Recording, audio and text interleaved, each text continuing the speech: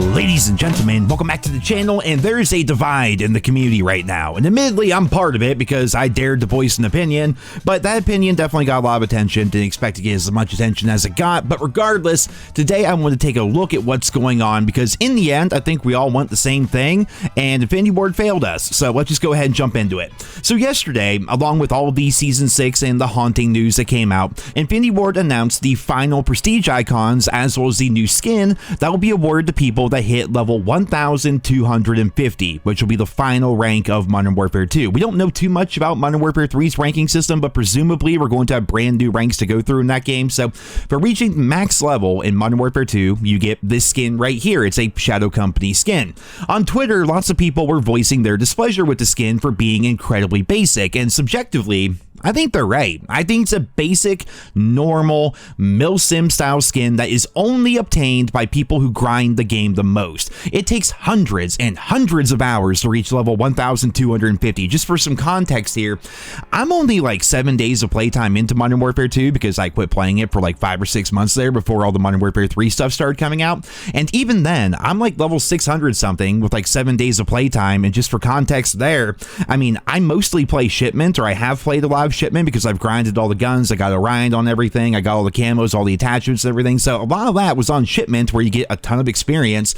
Not to mention when I do play the normal game, you know, not to be that guy, but like normally I'm like top 2, top 3 in the lobby, at least on my team, right? I use UAV, counter UAV, I'm going for chopper gunners and stuff like that. I try to play well, you know, play the objective and things like that. So in general, I do earn a fair amount of XP, and even then in 7 days of playtime, I'm not even halfway there. So it's going to take probably well over 300 hours for the average COD fan to obtain this skin here, maybe even more depending on their skill level, right? So it's a hell of a grind to get this skin right here, and for all that effort, you get what looks like a default Shadow Company skin, because that's exactly what it is. The skin itself is apparently very sought after. There's many people in the community that really love this skin because it was initially shown in the Road to Launch infographic that came out before Modern Warfare 2. This exact skin can be seen right here in the middle.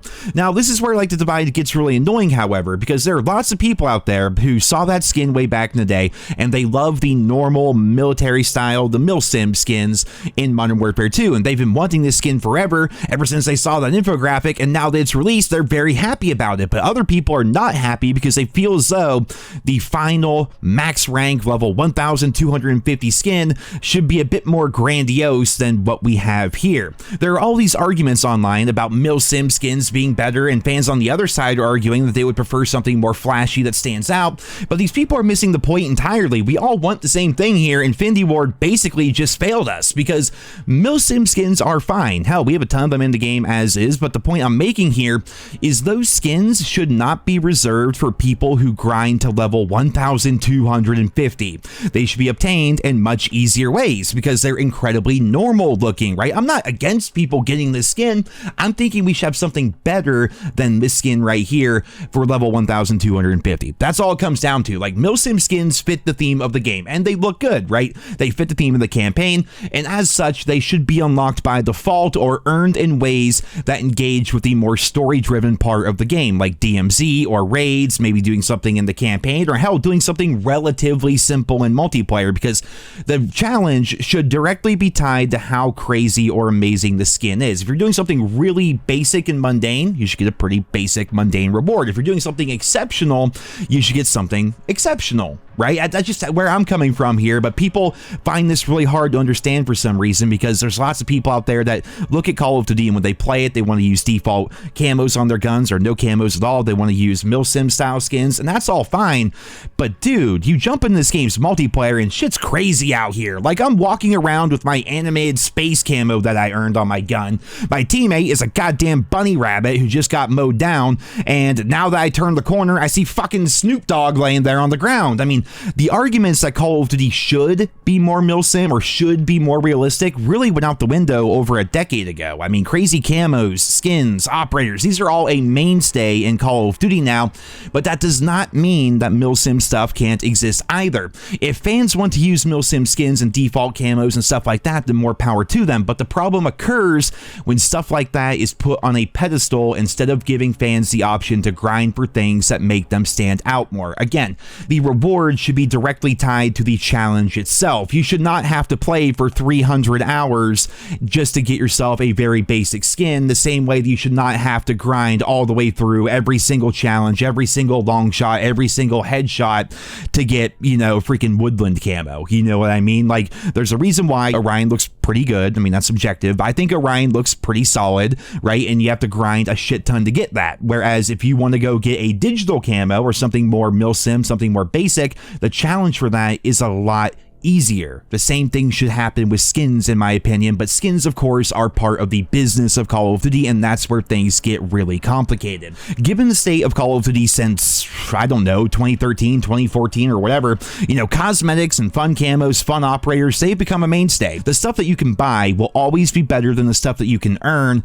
but that's something I hope to see changed in Call of Duty, and part of hoping to see that change is seeing the community come together and collectively want stuff like that to actually happen. I mean, here is the skin that you get for being max rank, which takes hundreds and hundreds of hours of playtime, compared to something that you can buy for $30. Which skin actually stands out more? Now, subjectively, you may say, oh, I really like the Shadow Company skin, it looks freaking sick, or subjectively, you may also say, holy hell, that dude, you're literally running around as freaking Zeus, right? That stands out, and it would be cool if something like that were reserved for people who grind the game the most. People should be excited about the rewards that they get for their accomplishments in game. Like this Dark Sky skin here, this is another example. This could be something that we should get for reaching level 1250. You know, it's simple, it's nice looking, but most importantly, it stands out compared to the other stuff in the game, and when other people see it, they'll think, hey, that's the max level skin, that looks freaking fantastic. Whereas I feel like if people do actually earn the Shadow Company skin, you're going to see people running around on shipment with that skin on, and you're probably not going to think twice about it. You're probably going to think it was a random part of a battle pass. You're probably going to think maybe it's a default skin or what have you, right? It doesn't stand out that much. I mean, again, here is going to be the Shadow Company skin for level 1250 compared to a literal default skin that you have in the game. Here it is compared to another skin that was maybe on the battle pass. I'm not entirely sure. Here's it compared to the recent Graves skin on the most recent battle pass. I mean, there's nothing exceptional about this max rank reward. It blends in with the rest of the normal stuff in the game, and for some fans, that's cool. They like the skin, whatever, but for a lot of players, this means it's a massive letdown as a final reward for grinding Modern Warfare 2 the entire year. What makes this even crazier to me is the reward itself is being targeted to the wrong people entirely. That's why I say Infinity Ward failed the community here, because call me crazy here, but I do feel like the people who are out here grinding COD nonstop all year probably like themselves some flashy content. They want to stand out for all their playtime, right? They probably have Orion camo. They've probably done every single battle pass. They've probably done most of the event camos. They probably bought a bunch of bundles on top of that. And on the flip side of things, the people that don't want to use camos on their guns, they want to make their guns look realistic. They want to have a milsim style operator and stuff like that. A lot of them, I mean, I'm sure it's maybe some of you out there, but I feel like the vast majority are nowhere close to getting to level 1250. They probably enjoy the campaign, they probably do the raids, they probably play DMZ, they probably jump into multiplayer for a bit, and they unlock their guns and go for maybe for a couple of camos, but in general, they're pining over a skin that they're never going to be able to earn anyways. Infinity Ward screwed those fans over here. This Shadow Company default skin looks fine. It's not bad at all, but it should be unlocked via campaign, or again, a raid, or DMZ, or something much more basic in multiplayer, because it's a basic looking skin. There are lots of skins in the game that you may think maybe look a little bit worse, but they look similar. You know what I mean? I feel like the max level skin should be on par with the shit you see in the shop and stand out amongst the crowd. It's like people nowadays forget what gaming used to be like, where accomplishments in game felt good and you were rewarded for them and you stood out as a result. I feel like people are so conditioned now to just accept mediocrity and just pay for better stuff later, and I think that's a real shame because, again, overall, the Shadow Company skin is fine. I just personally don't think it should be locked at level 1250. Infinity Ward really missed the mark with this one. They're rewarding grinders with a skin that a lot of them don't even want, and they're stressing out the people that do want the skin because they're probably nowhere near the level to actually obtain it. Like, it's just crazy to me. They're marketing this skin towards what I believe to be the wrong audience. Literally everybody that I saw on Twitter who were defending this skin as being the max level reward are talking about ways to cheat or farm XP or use experience exploits or whatever because they're nowhere near the level to actually get the skin, and they probably won't even come close before Modern Warfare 3 drops. I mean, you guys see what I'm saying here? The grinders will likely want a flashy, over-the-top reward that signifies the accomplishments they've made in game, because God help them, they need something if they grinded Modern Warfare 2 so much at their level 1250, right? They should get something crazy for that. But the milsim people, the people that want the more basic stuff, they want more realistic stuff in the game, they should get their stuff too. It should be obtained a different way. Like, you know what I mean? Like, the people who love this game's lore and the story and like actual guns and actual military stuff, like, they're not getting the skin they want because how it's unlocked is the opposite of how they likely engage with the game. Just overall, Infinity Ward messed up here, and Twitter was exploding, and I wanted to make a video on it. So there you guys go. You know, full circle, too long didn't watch. The skin's fine. It really is. It's underwhelming as a final release. And I understand that people out there are sitting there like, man, I've wanted this skin forever. How can you say you don't like it? I really want this skin. It's like, well, cool.